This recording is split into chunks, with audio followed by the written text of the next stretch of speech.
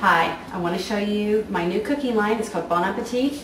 There is several papers in here, double-sided, so that you can create your own recipe books and everything you need to do that. I want to show you how simple it is to cut this. This is with the Dreamkuts. It will cut into thirds.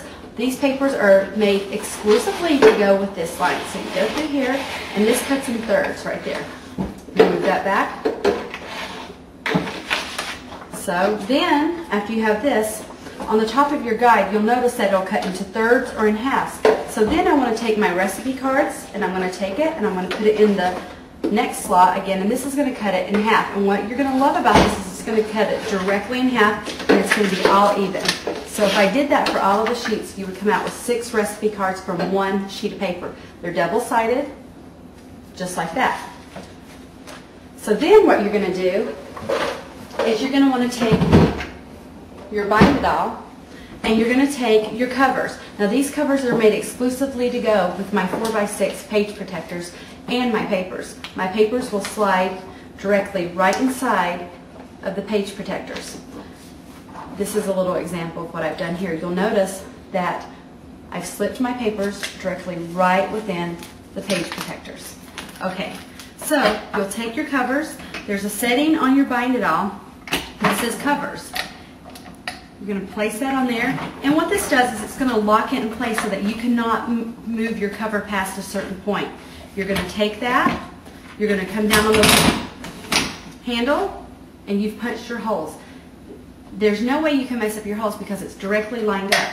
You'll open up your guide, and it'll tell you on the packaging to come over 5 holes, and then you can see in the back of your bind it all, there's holes here, and from the right side you will come over 5 holes, and there's a setting that is called B that then will lock this in place. That's very important so that your cover will not be at the wrong place, and you'll know exactly where it's going to punch.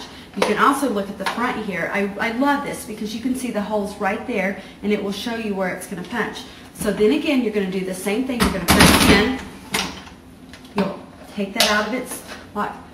Perfect. So you have 12 holes. They're directly even. Again, this is on the packaging when you buy these covers. These covers retail for $1.99 each. So again, I'm going to punch this on the cover, and then I'm going to do it on the other side again. And then, after you're done with both of your covers, you're going to take your 4x6 protectors that would be on the inside of your recipe book. Now, when you want to lock your coils, you're going to make sure that you put your back cover always on top of your front cover. You're going to take your coils, and I've already punched these out. A lot of people ask me what size coils or colors, or that's totally a preference to you because they come in smaller coils and they come in larger coils.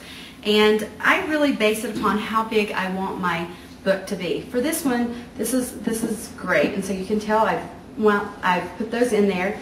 And then you will have a guide of a line that'll show you where you can where you'll need to put your coils to make sure that this is bind. This has a lever that will come out that will press the coils together. So you'll take that, and you can, this is how you move it, closer or apart. And so then you take it, and you're going to put your coils flat down like this.